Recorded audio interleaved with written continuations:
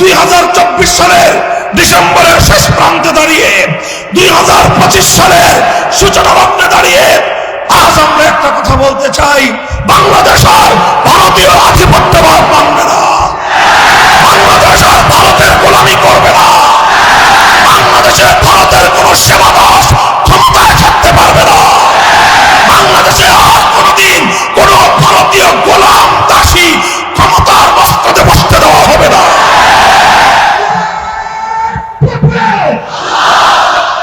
80 বছর ধরে আমাদের সেই প্রাপ্য অধিকার থেকে আমাদেরকে বঞ্চিত করা হয়েছে। এবার বৈষম্যহীন বাংলাদেশ গড়ার অঙ্গীকার। 70-80 বছরের বঞ্চনাকে এবার বুঝবার সময়। এবার বাংলাদেশের মানুষ তাদের হাজার বছরের অভিপ্রায় আল্লাহর কোরআনের আইন বাস্তবায়ন করবার সময়। আল্লাহর আইনের বিরুদ্ধে কোন প্রধান উপদেষ্টা যদি কোন আইন জারি করে, সেই প্রধান উপদেষ্টাকে বলা হবে তাগুত। আল্লাহর আইনের বিরুদ্ধে কোন মন্ত্রী পরিষদ যদি কোন আইন অনুমোদন দেয়, সেই মন্ত্রী পরিষদকে বলা হবে তাগুত। আল্লাহর আইনের বিরুদ্ধে কোন আদালত, কোন বিচারপতি যদি কোন আইন জারি করে, সেই আদালত, সেই বিচারপতিকে বলা হবে তাগুত। আল্লাহর আইনের বিরুদ্ধে কোন আইন পরিষদ, কোন সংসদ যদি কোন আইন পাশ করে, গোটা সংসদকে বলা হয় তাগুত। যদি আজ আমাদের এই কথা ভালোই ভালোই মান্য না করা হয়, তাহলে আমি তোমাদেরকে বলবো, তোমরা প্রস্তুতি নাও। প্রতিটি স্কুলে, প্রতিটি কলেজ, প্রতিটি ইউনিভার্সিটি, প্রতিটি আলিয়া মাদ্রাসা, প্রত্যেকটি কওমি মাদ্রাসা তোমরা দুর্গ করে বলো, আগামী প্রজন্ম ঐক্যবদ্ধ হও, হাতে হাত রেখে টেকনাফ থেকে তেতুলিয়ায় তোমরা প্রস্তুত হও একটা বিপ্লবের জন্য। সে বিপ্লব হবে আল কোরআন কায়েমের বিপ্লব, সে বিপ্লব হবে ইসলামী রাষ্ট্র প্রতিষ্ঠার বিপ্লব। এই বিপ্লবের জন্য প্রথমে মাথার ঘাম পায়ে ফেলতে হবে, করবো তো? রাতের অন্ধকারে চোখের অস্ত্র ছেড়ে আল্লাহর কাছে সাহায্য চাইতে হবে, চাইবা তো? এরপরে ঘামের অস্ত্রের পরে প্রস্তুত হতে হবে। আগস্ট বিপ্লবের মতো শুধু 2000 নয়, প্রয়োজনে 2 লক্ষ তাজা প্রাণ, চাইলে 2 কোটি তাজা প্রাণ শহীদি ঈদগাহে আল্লাহ কোরআনের রাজ কায়েম করবার জন্য, শাহাদাতের জন্য প্রস্তুত থাকতে হবে। ওয়াদা করো, হাত তুলে খোদার কাছে, ইসলামী বিপ্লবের জন্য জীবন দেওয়া কারা, রক্ত দেওয়া কারা, শহীদি ঈদগাহে কারা কারা জমায়েত হবা, কারা কারা জমায়েত হবা।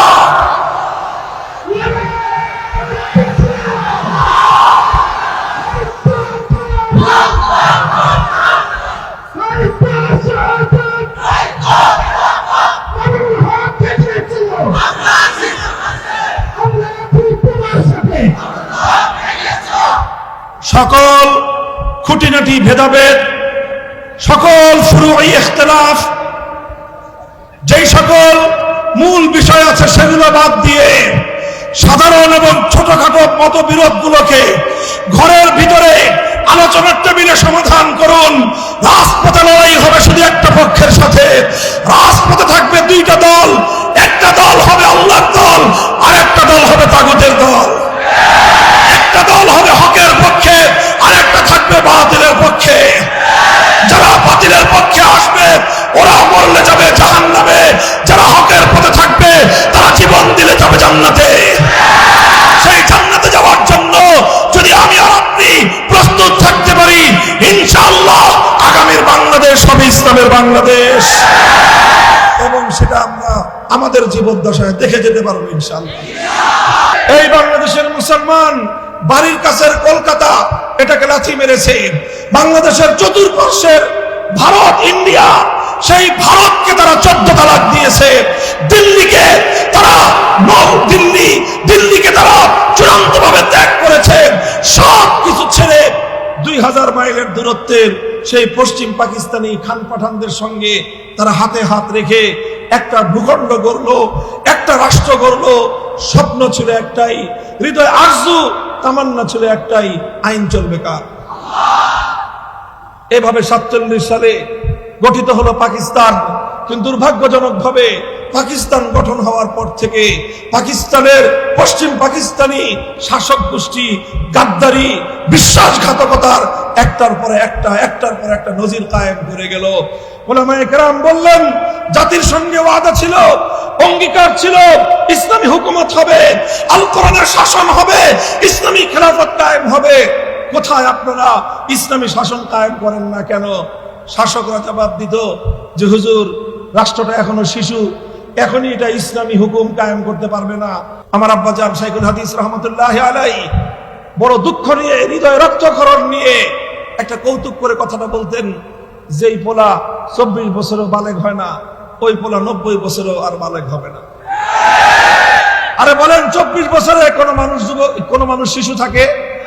আরে 24 বছরে তো মানুষ আবু সাঈদ হয়, জালিমের বুলেটের আঘাতে বুক পেতে দিয়ে জাতির জন্য অকাতরে জীবন দিয়ে দেয়। 24 বছরের যুবকরা তো ফ্যাসিবাদের মোকাবেলায় লড়াইয়ের ময়দানে যুদ্ধের রণাঙ্গনে জীবন দেয়। ভেঙ্গে টুকরো করে দাও পাকিস্তান, ভেঙ্গে খান খান করে দাও গাদ্দারি রাষ্ট্র পাকিস্তান। খানপাঠানদের বিশ্বাসঘাতকতা গাদ্দারির কারণে যে দেশের জন্য রক্ত দিয়েছিল, জীবন দিয়েছিল আমাদের পূর্বপুরুষরা, সেই গাদ্দারির কারণে আমরা রাষ্ট্র ভেঙ্গে টুকরো করে দিলাম। 72-এর ভেজাল চেতনা, 72-এর ভারতীয় চেতনা, 72-এর ইন্ডিয়ান চেতনা, 72-এর কুফরি চেতনা, 72-এর বাংলাদেশ বিরোধী চেতনাকে 71-এর চেতনা বলে মানুষকে খাওয়ানো হয়েছে। 24 সালে ছাত্র জনতায় ধোঁকাবাজি ধরে ফেললো।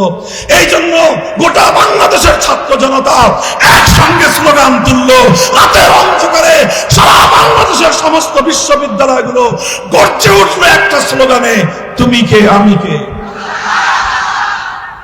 এটা মাদ্রাসা ছাত্ররা বলে নাই, এটা বলেছে ঢাকা বিশ্ববিদ্যালয়ের ছাত্ররা, জাহাঙ্গীরনগরের ছাত্ররা, চট্টগ্রাম, রাজশাহী, খুলনা, গোটা বাংলাদেশের ছাত্র জনতা একসাথে বলল, এই 71-এর চেতনার নামে 72-এর এই ভণ্ডামির চেতনার দেশের মানুষ সহ্য করবে না।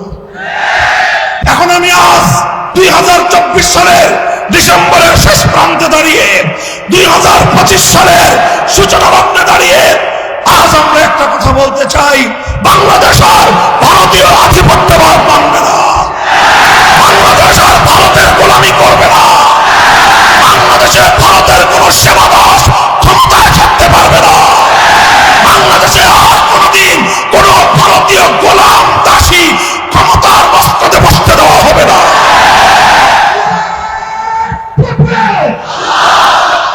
80 বছর ধরে আমাদের সেই প্রাপ্য অধিকার থেকে আমাদেরকে বঞ্চিত করা হয়েছে।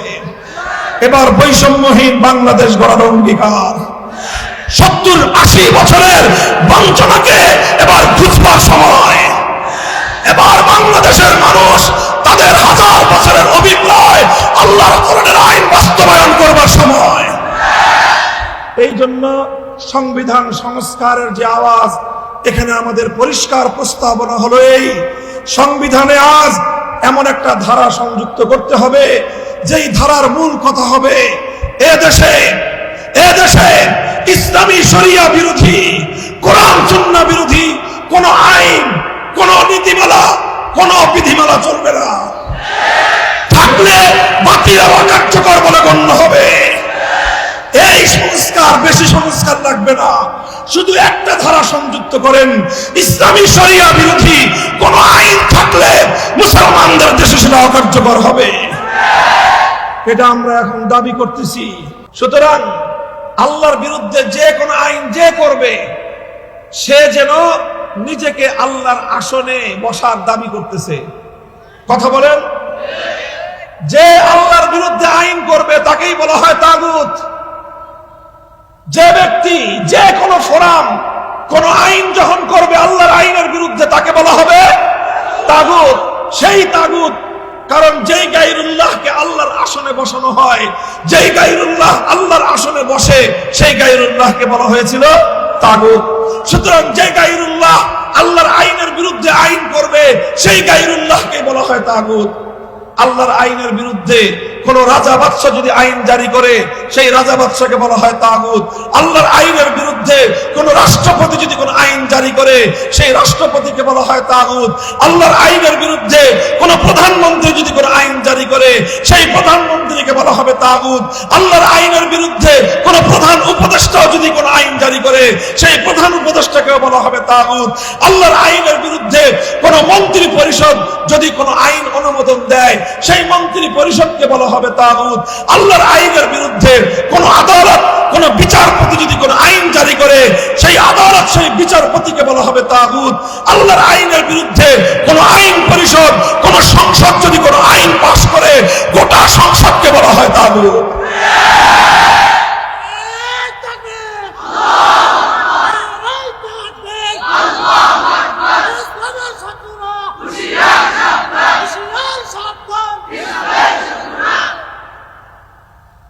এই যে বিষয়টা, এই বিষয়টা আজ পরিষ্কার করতে হবে।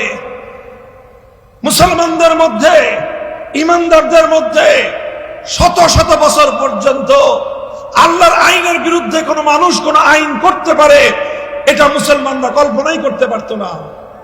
সর্বপ্রথম মুসলমানদের মধ্যে অভিশপ্ত ধারা চালু করেছিল তাতারি সম্প্রদায়। তারা তাদের নেতা চেঙ্গিস খানের বানানো আইন মুসলিম জাতির উপর চাপিয়ে দিয়েছিল।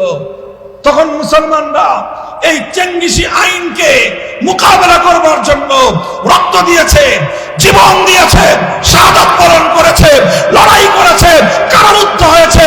শাইখুল ইসলাম ইবনে তাইমিয়া ৬ বার কারাবরণ করে জীবনের গুরুত্বপূর্ণ সময়গুলো কারাগারের অন্ধকার প্রকোষ্ঠে কাটিয়ে দিয়েছেন। উলামায়ে কেরাম ত্যাগ স্বীকার করেছেন, হিজরত করেছেন, সব কিছু করেছেন। এক মুহূর্তের জন্য চেঙ্গিস খানের বানানো আইন তারা মেনে নেন নাই। উলামায়ে কেরাম মুসলিম উম্মার এই তেজোদ্দীপ্ত ভূমিকায়, এই আপোষহীন ভূমিকায় এক সময় তাতারিরা পরাজিত হয়। কিছু তাতারি ঈমান গ্রহণ করে হেদায়েতের পথে চলে আসে, বাকি তাতারিরা ধ্বংস হয়ে যায়। মুসলিম জাতির উপর থেকে অভিশাপকে আল্লাহ পাক দূর করে দেন। আবার শত শত বছর খেলাফতে ওসমানিয়া মুসলমানরা শাসন করেছে, বিশ্ব শাসন করত মুসলমান, আইন চলত কার? এই আমাদের পাক ভারত উপমহাদেশে প্রায় ৮০০ বছর পর্যন্ত মৌলিকভাবে কিছু সময় বাদ দিলে শাসন করেছে মুসলমান, আইন ছিল কার? এটাই ছিল মুসলমানদের মধ্যে ইতিহাস। প্রায় ১৩০০ বছরের ইতিহাস, প্রায় ১২৫০ বছরের ইতিহাস। এরপরে ১৮ শতাব্দীতে এসে মুসলিম বিশ্বের মধ্যে পশ্চিমা ইহুদি খ্রিস্টানরা আগ্রাসন চালায়, ফ্রান্স ইটালি আগ্রাসন চালায়, সবচেয়ে বড় আগ্রাসন চালায় ব্রিটিশ সাম্রাজ্য। আমাদের এই পাক ভারত উপমহাদেশ সহ পৃথিবীর বিশাল অঞ্চল তারা দখল করে নেয়। আর এই দখল করে আমাদের উপর সবচেয়ে বড় অভিশাপ যেটা চাপিয়ে দিয়েছিল সেটা হলো আমাদের এই দেশ থেকে আল্লাহর কোরআনের আইন, আল্লাহর আইনকে উৎখাত করে দিয়ে ব্রিটিশরা তাদের নিজেদের প্রবর্তিত আইন আমাদের কাঁধের উপর চাপিয়ে দিয়েছিল। যখন ব্রিটিশ এই কাজ করে তখন সর্বপ্রথম আমাদের মুরব্বী, আমাদের আকাবেরদের মধ্যে এক উজ্জ্বল নক্ষত্র শাহ আব্দুল আজিজ মুহাদ্দিস দেহলভী রাহমাতুল্লাহি আলাইহি ফতোয়া জারি করেছিলেন 1803 সালে যে এখন এই দেশ, এখানে মুসলমান যতই থাকুক, মুসলমান যত নিরাপদ থাকুক, মুসলমান যত ইবাদত করুক, কিন্তু এখানে আইন আল্লাহর নেই, আইন আছে ব্রিটিশের। সুতরাং যে দেশে আইন থাকে গায়রুল্লাহর আইন, সেই দেশ ইসলামী দেশ নয়। সুতরাং এই দেশটা দারুল হরব। এখন এই দারুল হরব মানে শত্রু কবলিত দেশ। এই শত্রু কবলিত দেশ থেকে শত্রুকে উৎখাত করে আবার আল্লাহর জমিনে আল্লাহর আইন কায়েম করার জন্য জিহাদ করা প্রত্যেক মুসলমানের জন্য ফরজে আইন।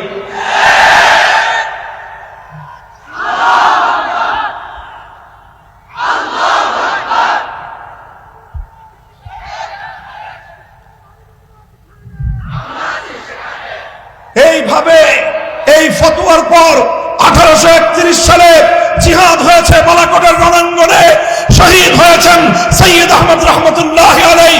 1857 সালে জিহাদ হয়েছে শামিলির রণাঙ্গনে, ডাক দিয়েছেন হাজী আমদাদুল্লাহ মুহাজির মক্কি, শহীদ হয়েছেন হাফেজ জামিন শহীদ রহমতুল্লাহ আলাইহি, এরপরে হাজার হাজার উলামায়ে কেরাম জীবন দিয়েছেন। ইতিম হয়েছে আলেমদের সন্তানরা, বিধবা হয়েছে আলেমদের স্ত্রীরা, কোল খালি হয়েছে আলেমদের মায়েদের। লক্ষ লক্ষ প্রাণের বিনিময়ে এক সময় ব্রিটিশরা এই দেশ ছেড়ে যেতে বাধ্য হয়েছে। 1866 সালে দারুল উলুম দেওবন্দ কায়েম হয়। 80 বছরের সংগ্রামের পরে 1947 সালে এই দেশটা ছেড়ে ব্রিটিশরা পালিয়ে যায়। যখন এই দেশ ব্রিটিশরা ছেড়ে দেয়, তখন এই দেশে হিন্দু আর মুসলিম প্রধানত দুই জাতি ছিল। প্রশ্ন এলো, এই দেশ কিভাবে চলবে? হিন্দুরা বলল গোটা দেশ একসাথে থাকবে, হিন্দুরা যেহেতু সংখ্যায় বেশি, হিন্দুদের রাজত্ব চলবে। মুসলমানদের মধ্যে অধিকাংশ মুসলমান তারা বলল যে না, আমাদের এত বড় দেশের দরকার নাই, এত বিশাল রাষ্ট্রের প্রয়োজন আমাদের নাই। আমরা ছোট্ট একটা ভূখণ্ড পেতে পারি, আমরা সেই ভূখণ্ডে অভাব অনটনে থাকতে পারি, সেই ভূখণ্ডে আমরা 3 বেলা না খেয়ে থাকলে 1 বেলা যেন খেয়ে থাকতে পারি, 1 বেলা যদি না খেতে পারি প্রয়োজনে আমরা পেটে পাথর বাঁধবো, আমরা সব জায়গার কোরবানি স্বীকার করব, কিন্তু একটা ভূখণ্ড চাই, যেই ভূখণ্ডে আইন চলবে কার, যেই ভূখণ্ডে আজানটা হোক, একটু শেষ হয়ে যাবে। কিন্তু সকল কিছুর বিনিময়ে আমরা একটা ভূখণ্ড চাই, আমরা একটা দেশ চাই, আমরা একটা মানচিত্র চাই, যেই দেশে, যেই ভূখণ্ডে, যেই মানচিত্রে আইন চলবে কার, সংবিধান হবে আল কোরআন, এমন একটা রাষ্ট্র আমরা চাই। মুসলমানরা সেজন্য অনেক ত্যাগ স্বীকার করলো, অনেক কোরবানি দিল। হাজার হাজার নয়, লক্ষ লক্ষ মুসলমান নিজেদের বাধ্যতার ভিটেমাটি ছাড়লো। কোটিপতি মুসলমান একদিনে পথের ভিখারিতে পরিণত হয়ে গেল। অনেক ভাই নিজের ভাই থেকে বিচ্ছিন্ন হয়ে গেল, অনেক বোন ভাইকে ছেড়ে দিল, অনেক বাবা সন্তান থেকে আলাদা হয়ে গেল, অনেক দম্পতির সন্তান রাস্তার মধ্যে মারা পড়লো, শহীদ হয়ে গেল। হাজার হাজার লাখ লক্ষ মানুষের রক্তের উপর দিয়ে, হাজার হাজার লক্ষ লক্ষ মানুষের জীবন যৌবন সকল সম্পত্তির উপর দিয়ে শেষ পর্যন্ত মুসলমানরা একটা ভূখণ্ড পেল, যেই ভূখণ্ডে আইন চলবে কার। আর সেই ভূখণ্ড পাওয়ার জন্য গোটা ভারতবর্ষের সব অঞ্চলের মুসলমানরাই ত্যাগ স্বীকার করেছিল, কোরবানি করেছিল। পাঞ্জাবের মুসলমান, সেই সীমান্ত প্রদেশের মুসলমান, সেই বেলুচিস্তানের মুসলমান, লাহোর থেকে করাচি পর্যন্ত গোটা ভারতবর্ষের মুসলমানরাই ত্যাগ আর কোরবানি স্বীকার করেছে। তবে সবচেয়ে বেশি ত্যাগ, সবচেয়ে বেশি স্যাক্রিফাইস যারা করেছে তারা হলো আমাদের বাংলাদেশের মুসলমান। এই বাংলাদেশের মুসলমান বাড়ির কাছের কলকাতা এটাকে লাথি মেরেছে, বাংলাদেশের চতুর্পার্শ্বের ভারত, ইন্ডিয়া, সেই ভারতকে তারা 14 তালাক দিয়েছে। দিল্লিকে তারা দিল্লিকে তারা চূড়ান্তভাবে ত্যাগ করেছে। সব কিছু ছেড়ে 2000 মাইলের দূরত্বের সেই পশ্চিম পাকিস্তানি খান পাঠানদের সঙ্গে তারা হাতে হাত রেখে একটা ভূখণ্ড গড়লো, একটা রাষ্ট্র গড়লো। স্বপ্ন ছিল একটাই, হৃদয় আরজু তামান্না ছিল একটাই, আইন চলবে কার। এভাবে 47 সালে গঠিত হলো পাকিস্তান। কিন্তু দুর্ভাগ্যজনক ভাবে পাকিস্তান গঠন হওয়ার পর থেকে পাকিস্তানের পশ্চিম পাকিস্তানি শাসক গোষ্ঠী গাদ্দারি, বিশ্বাসঘাতকতার একটার পর একটা নজির কায়েম করে গেল। উলামায়ে কেরাম বললেন, জাতির সঙ্গে ওয়াদা ছিল, অঙ্গীকার ছিল, ইসলামী হুকুমত হবে, আল কোরআনের শাসন হবে, ইসলামী খেলাফত কায়েম হবে। কোথায় আপনারা ইসলামী শাসন কায়েম করেন না কেন? শাসকরা জবাব দিত যে হুজুর, রাষ্ট্রটা এখনো শিশু, এখনই এটা ইসলামী হুকুম কায়েম করতে পারবে না, একটু বড় হোক, আস্তে আস্তে ইসলাম কায়েম করব। 5 বছর, 10 বছর, 15 বছর, 20 বছর যাওয়ায়, কিন্তু এই শিশু আর বড় হয় না, এই শিশু আর বড় হয় না। 20 বছর পরে হুজুরা জিজ্ঞাসা করলেন, তোমার এই বুইরা খাটাস পোলা বড় হবে কবে? বুইরা খাটাস পোলা বড় হবে কবে? 20 বছর হয়ে গেছে, এখনো বড় হয় না। 24 বছর হয়ে গেছে, এই পোলা বলে এখনো শিশু রাষ্ট্র। আমার আব্বাজান শাইখুল হাদিস রহমতুল্লাহি আলাইহি বড় দুঃখ নিয়ে, হৃদয় রক্তক্ষরণ নিয়ে একটা কৌতুক করে কথাটা বলতেন, যেই পোলা 24 বছরও বালেগ হয় না, ওই পোলা 90 বছরও আর বালেগ হবে না। আরে বলেন 24 বছরে কোন মানুষ শিশু থাকে?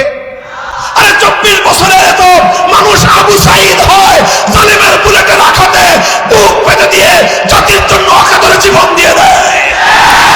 24 বছরের যুবকরা তো ফ্যাসিবাদের মোকাবেলায় লড়াইয়ের ময়দানে যুদ্ধের রণাঙ্গনে জীবন দেয়।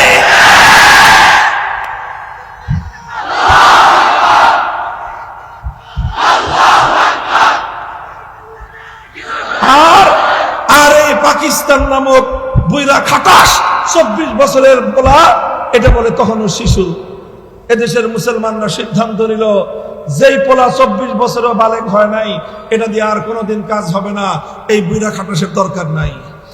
ভেঙ্গে টুকরো করে দাও পাকিস্তান, ভেঙ্গে খান খান করে দাও গাদ্দারির রাষ্ট্র পাকিস্তান। পাঠানদের বিশ্বাসঘাতকতা গাদ্দারির কারণে যে দেশের জন্য রক্ত দিয়েছিল, জীবন দিয়েছিল আমাদের পূর্বপুরুষরা, সেই গাদ্দারির কারণে আমরা রাষ্ট্র ভেঙ্গে টুকরো করে দিলাম। এই সময়ে এই বাংলাদেশে একজন নেতা, যিনি 47 সালে মুসলিম লীগ করতেন, 47 সালে যিনি বলতেন যে মুসলমানদের জন্য আলাদা রাষ্ট্র গঠন করলে ভালো হবে, যিনি 47 সালে বলতেন মুসলমানদের রাষ্ট্র হলে কোরআনের হুকুমত হবে, এরপরে আস্তে আস্তে আস্তে আস্তে উনি আওয়ামী লীগ, তিনি মুসলিম লীগ থেকে আওয়ামী মুসলিম লীগ, আওয়ামী মুসলিম লীগ থেকে আওয়ামী লীগ হয়ে গেলেন। যাই হোক, যাই ছিলেন ভালোই ছিলেন। 1970 সালে তিনি তার জীবনের সবচেয়ে পুণ্যময় কাজটা করলেন, সবচেয়ে নেক কাজ, সবচেয়ে একটা ভালো কাজ করেছিলেন। 70 সালে নির্বাচনের আগ দিয়ে জাতির সঙ্গে তিনি ওয়াদা করলেন, জাতির সঙ্গে তিনি অঙ্গীকার করলেন, আমাদেরকে ভোট দেন, আমরা পাশ করলে কোরআন সুন্নাহ বিরোধী কোন আইন আমরা করব না। কোরআন সুন্নাহ বিরোধী কোন আইন, এটা 1970 সালের আওয়ামী লীগের নির্বাচনী ইশতেহার, শেখ মুজিবুর রহমান সাহেবের জাতির সঙ্গে ওয়াদা। এটা আমাদের মুখের জোরের কথা না, এটা বাংলাদেশের স্বাধীনতার দলিলে লেখা আছে। আজও পর্যন্ত 70 সালের আওয়ামী নির্বাচনী ইশতেহার পড়েন, সেখানে পরিষ্কার জাতির সঙ্গে অঙ্গীকার করা হয়েছিল কোরআন সুন্নাহ বিরোধী কোনো আইন করবে না। এর ভিত্তিতে মানুষ তার দলকে ভোট দিল, সিল মারলো নৌকায়, এই পরিমাণ সিল মারলো ব্যালট বাক্সে জায়গা হয় না, উপচে পড়লো। গোটা পাকিস্তানের মধ্যে নিরঙ্কুশ সংখ্যাগরিষ্ঠতা তারা পেয়ে গেলেন। কিন্তু পশ্চিম পাকিস্তানিরা তাদেরকে ক্ষমতা হস্তান্তর না করে 71-এর 25শে মার্চ ভয়াল কালো রাত্রে বাংলাদেশের মানুষের উপর চরম বর্বর হত্যাযজ্ঞ চালালো। 26শে মার্চ কালুরঘাট থেকে স্বাধীনতার ঘোষণা দেওয়া হলো। 1971-এর 16ই ডিসেম্বর 9 মাসের মুক্তিযুদ্ধের পর বাংলাদেশ স্বাধীন হলো। স্বাধীন হওয়ার পর শেখ মুজিবুর রহমান সাহেব পশ্চিম পাকিস্তান থেকে মুক্তি পেলেন, গেলেন লন্ডনে। তারপরে তার সঙ্গে যোগাযোগ হলো শ্রীমতী ইন্দিরা গান্ধী, ভারতের প্রধানমন্ত্রী তৎকালীন ইন্দিরা গান্ধী সাহেবা। তিনি শেখ মুজিবুর রহমানের মুজিব কোটের পকেটের মধ্যে ছোট্ট একটা চিরকুট লিখে দিলেন। আর সেই চিরকুটের মোট কথা ছিল এই, যেই দেশটা স্বাধীন হয়েছে এই দেশটাকে স্বাধীন রাখা যাবে না, এই দেশটাকে এমন একটা সংবিধান বানাতে হবে যেই সংবিধানের দ্বারা এই দেশটা চিরদিনের জন্য ভারতের গোলাম হয়ে যায়। এরপর তিনি আসলেন, এসে একটা সংবিধান করলেন, যেই সংবিধানটা ছিল ভারতের গোলামীর সংবিধান, যেই সংবিধান ছিল বাংলাদেশের মানুষের সঙ্গে 100 বছরের আন্দোলন সংগ্রামের সঙ্গে গাদ্দারি আর বিশ্বাসঘাতকতার সংবিধান, যেই সংবিধান ছিল 1970-এ জাতির সঙ্গে তার কৃত নির্বাচনী ওয়াদা এবং অঙ্গীকার ভঙ্গ করে বিশ্বাসঘাতক হওয়া সংবিধান। তিনি সেই সংবিধানের মূলনীতি দিলেন, সেই মূলনীতি, যেই মূলনীতি ভারতের সংবিধানের আলোকে জাতীয়তাবাদ, ধর্মনিরপেক্ষতাবাদ, গণতন্ত্র, সমাজতন্ত্র, 4 মূলনীতি দিয়ে তিনি সংবিধান তৈরি করলেন। আর এটাকে নাম দিলেন মুক্তিযুদ্ধের চেতনা। অথচ 1947 থেকে 1971 পর্যন্ত 24 বছরে কোনদিন বাংলাদেশে কোন নেতা, কোন খেতা, কোন দল, কোন আওয়ামী লীগ কেউ কোনদিন ধর্মনিরপেক্ষতার কথা বলে নাই। এই 72 সালে ভারত থেকে আমদানি করা হলো ধর্মনিরপেক্ষ মতবাদ। আর এই ধর্মনিরপেক্ষ মতবাদ কায়েম করে শেখ মুজিবুর রহমান সাহেব ওয়াদা করেছিলেন কোরআন সুন্নাহ বিরোধী কোন আইন করবেন না। তিনি কি আইন করলেন? এদেশে ইসলামী রাজনীতি নিষিদ্ধ। তিনি বললেন কি, করলেন কি? সবচেয়ে বড় নেক কাজ করেছিলেন 1970 সালে, সবচেয়ে বড় বদ কাজ, সবচেয়ে বড় অপকর্ম, সবচেয়ে বড় গাদ্দারি করেছিলেন 72 সালে। এরপরে এই অপকর্মের প্রায়শ্চিত্ত করেছেন 75-এর 15ই আগস্ট। এরপরে ইতিহাস অনেক লম্বা। বিগত 50 বছর ধরে বাংলাদেশের মানুষকে 72-এর চেতনা, 72-এর ভেজাল চেতনা, 72-এর ভারতীয় চেতনা, 72-এর ইন্ডিয়ান চেতনা, 72-এর কুফরি চেতনা, 72-এর বাংলাদেশ বিরোধী চেতনাকে 71-এর চেতনা বলে মানুষকে খাওয়ানো হয়েছে। 24 সালে ছাত্র জনতায় ধোঁকাবাজি ধরে ফেললো। এই জন্য গোটা বাংলাদেশের ছাত্র জনতা একসঙ্গে স্লোগান তুললো। রাতের অন্ধকারে সারা বাংলাদেশের সমস্ত বিশ্ববিদ্যালয়গুলো গর্জে উঠলো একটা স্লোগানে, তুমি কে আমি কে। এটা মাদ্রাসা ছাত্ররা বলে নাই, এটা বলেছে ঢাকা বিশ্ববিদ্যালয়ের ছাত্ররা, জাহাঙ্গীরনগরের ছাত্ররা, চট্টগ্রাম, রাজশাহী, খুলনা, গোটা বাংলাদেশের ছাত্র জনতা একসাথে বলল, এই 71-এর চেতনার নামে 72-এর এই ভণ্ডামির চেতনার দেশের মানুষ সহ্য করবে না। মুহতারাম হাজিরিন, আমার আলোচনা শেষ। এখন আমি আজ 2024 সালের ডিসেম্বরের শেষ প্রান্তে দাঁড়িয়ে, 2025 সালের সূচনা লগ্নে দাঁড়িয়ে আজ আমরা একটা কথা বলতে চাই, বাংলাদেশ আর ভারতীয় আধিপত্যবাদ মানবে না, বাংলাদেশ আর ভারতের গোলামি করবে না, বাংলাদেশে ভারতের কোন সেবাদাস ক্ষমতায় থাকতে পারবে না, বাংলাদেশে আর কোনদিন কোন ভারতীয় গোলাম দাসী ক্ষমতার মস্তকে বসতে দেওয়া হবে না।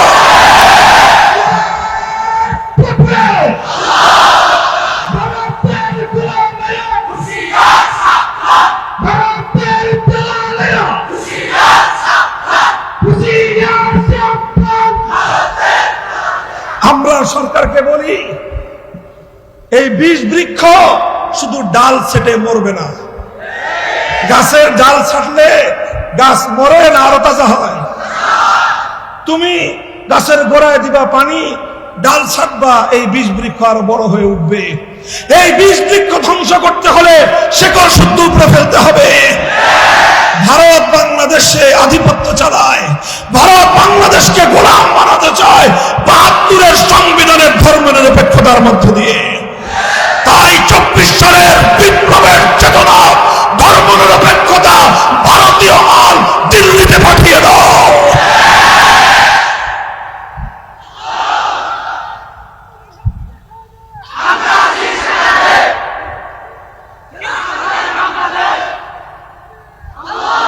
এটা হলো প্রথম কথা, যে ধর্মনিরপেক্ষতা নামক সেকুলার ধর্মের সংবিধান মুসলমানদের দেশে চলতে পারে না। এই দেশ 47 সালে আমরা ভাগ করেছিলাম, হিন্দুদের সঙ্গে কথা ছিল আল কোরআন হবে দেশের সংবিধান।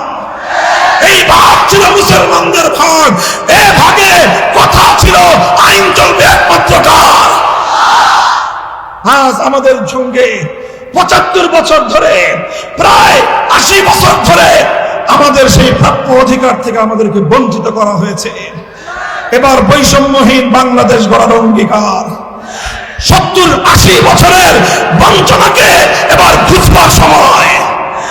এবার বাংলাদেশের মানুষ তাদের হাজার বছরের অভিপ্রায় আল্লাহর কোরআনের আইন বাস্তবায়ন করবার সময়। এই জন্য সংবিধান সংস্কারের যে আওয়াজ, এখানে আমাদের পরিষ্কার প্রস্তাবনা হলো, এই সংবিধানে আজ এমন একটা ধারা সংযুক্ত করতে হবে, যেই ধারার মূল কথা হবে, এ দেশে ইসলামী শরিয়া বিরোধী, কোরআন সুন্নাহ বিরোধী কোন আইন, কোন নীতিমালা, কোন বিধিমালা চলবে না। থাকলে বাতিল বা কার্যকর বলে গণ্য হবে। এই সংস্কার, বেশি সংস্কার লাগবে না, শুধু একটা ধারা সংযুক্ত করেন, ইসলামী শরিয়া বিরোধী কোন আইন থাকলে মুসলমানদের দেশে সেটা অকার্যকর হবে। এটা আমরা এখন দাবি করতেছি, এখন দাবির পর্যায়ে থাকব, আর কিছুদিন আমরা এটাকে দেখব যে এটা কি করা হয়। কথা বলেন ঠিক না বেঠিক? 5ই আগস্টের বিপ্লব বাংলাদেশকে মূর্তি মুক্ত করার বিপ্লব। 5ই আগস্টের বিপ্লব এদেশ থেকে তাওহীদ বিরোধী, শিরকের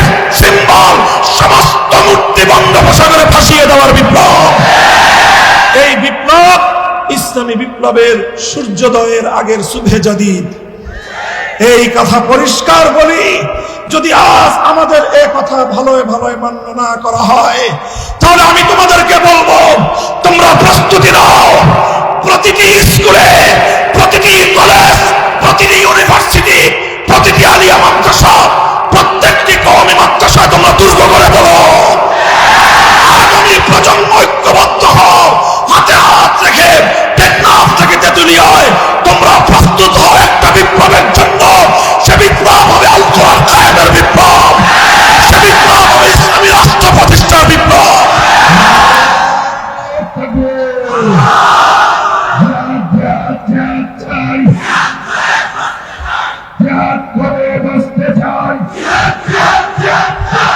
এই বিপ্লবের জন্য প্রথমে মাথার ঘাম পায়ে ফেলতে হবে, করবো তো? রাতের অন্ধকারে চোখের অস্ত্র ছেড়ে আল্লাহর কাছে সাহায্য চাইতে হবে, চাইব তো? এরপরে ঘামের অস্ত্রের পরে প্রস্তুত হতে হবে। আগস্ট বিপ্লবের মতো শুধু 2000 নয়, প্রয়োজনে 2 লক্ষ তাজা প্রাণ, চাইলে 2 কোটি তাজা প্রাণ শহীদি ঈদগাহে আল্লাহ কোরআনের রাজ কায়েম করবার জন্য শাহাদাতের জন্য প্রস্তুত থাকতে হবে।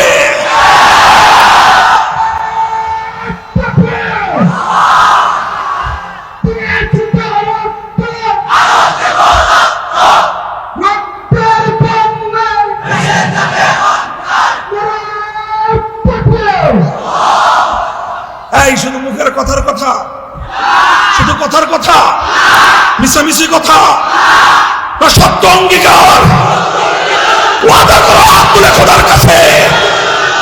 ইসলামী বিপ্লবের জন্য জীবন দেওয়া কারা, রক্ত দেওয়া কারা, শহীদ ঈদগাহে কারা কারা জমায়েত হবা, কারা কারা জমায়েত হবা।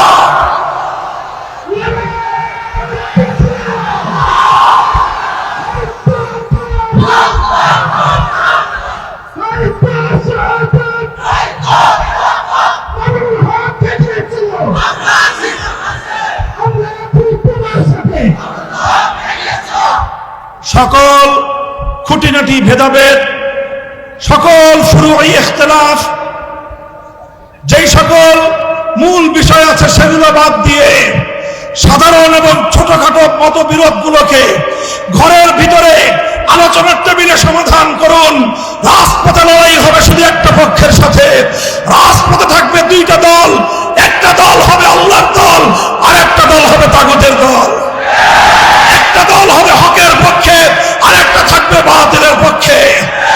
যারা বাতিলের পক্ষে আসবে ওরা মরলে যাবে জাহান্নামে, যারা হকের পথে থাকবে তারা জীবন দিলে যাবে জান্নাতে।